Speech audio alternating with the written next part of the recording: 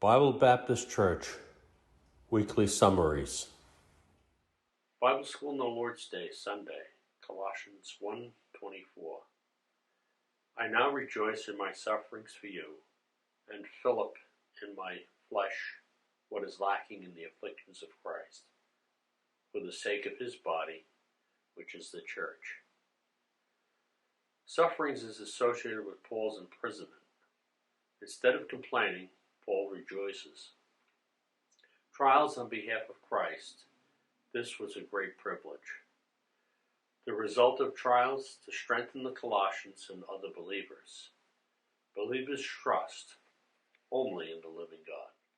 Morning worship on the Lord's Day, Sunday, Romans 7:14. For we know that the law is spiritual, but I am carnal, sold under sin. Mankind without Christ cannot please God. The Mosaic law is not the problem. The law is spiritual.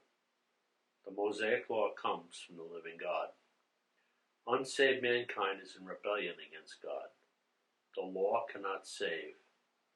The only means of salvation is the provision and power of God's grace. Sin continues to have great power. I know that nothing good lives in me, that is, in my sinful nature. For I have the desire to do what is good, but I cannot carry it out. Romans 7:18. Evening worship on the Lord's Day, Sunday, Ecclesiastes 8:10. Then I saw the wicked buried, who had come and gone from the place of holiness, and they were forgotten in the city where they had done. This also is vanity. Wickedness brings no true benefits. It will not go well with the wicked that have no hope in the eyes of God.